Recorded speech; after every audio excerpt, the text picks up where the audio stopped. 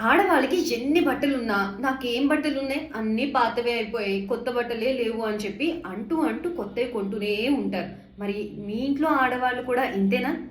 ఒకవేళ ఇంతే అయితే ఆ పాత బట్టల్ని మీరేం చేస్తారు?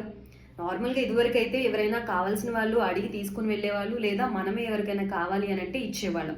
ఇప్పుడు ఆ పరిస్థితులు లేవు. అలా అడిగేవాళ్ళు కూడా కరువైపోయారు. మరి ఆ పాత బట్టల్ని ఏం చేస్తున్నారు? ఇలా గుట్టలు గుట్టలుగా డంప్ యార్డ్స్‌లో పేరుకుపోయి ఎన్విరాన్మెంట్‌కి చాలా హాని కలుగుతుంది అని చెప్తున్నారు. మరి అదేంటి కొత్త బట్టల వల్ల హానైతే కలగదా అననంటే, కొత్త బట్టలు తయారు చేసే పరిశ్రమల వల్ల కూడా పర్యావరణానికి హానే కలుగుతుంది. ప్రెజెంట్ ఈ ఇష్యూని ఫేస్ చేస్తుంది స్వీడన్. స్వీడన్ ఒక వినూత్నమైన నిర్ణయం తీసుకుంది. అదేంటి అంటే ఎక్స్చేంజ్ కాన్సెప్ట్. మొదట్లో ఈ పాత బట్టలన్నింటినీ తీసుకెళ్లి డస్ట్బిన్ లో వెయ్యొద్దు అని నిషేధించింది. వేయకుండా దాన్ని రీసైక్లింగ్ చేద్దాం ఆ బట్టల్ని అని చెప్పేసి ప్లాన్ చేశారు. కానీ ఆ ప్లాన్ బెడ్స్ కొట్టింది. ఎందుకంటే మున్సిపాలిటీలో ఆ పాత బట్టల్ని కలెక్ట్ చేసే సెంటర్స్ కూడా ఫుల్ అయిపోతున్నాయట. సో అంత పాత బట్టల స్టాక్ ఉండిపోయిందట. సో అందుకోసం అని చెప్పేసి ఇది వర్కౌట్ అయ్యేలాగా లేదు అని చెప్పి ఎక్స్చేంజ్ కాన్సెప్ట్ ని కనిపెట్టింది స్వీడన్. సో ఈ ఎక్స్చేంజ్ కాన్సెప్ట్ ఏంటి అంటే, ఒకరి పాత బట్టలు ఇంకొకరు ఎక్స్చేంజ్ చేసుకొని యూజ్ చేయడం అనమాట.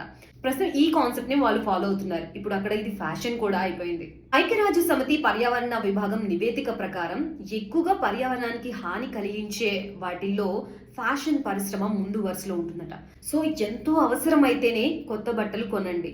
అది కూడా కొత్త బట్టలపై పెట్టే ఖర్చు తక్కువగా ఉండేటట్టు చూసుకోండి. వీలైనంత వరకు పాత బట్టలతోనే సరిపెట్టుకునే విధంగా ఆలోచిస్తే కొంతమేర పర్యావరణానికి హాని కలగకుండా ఉంటుంది అని అంటున్నారు.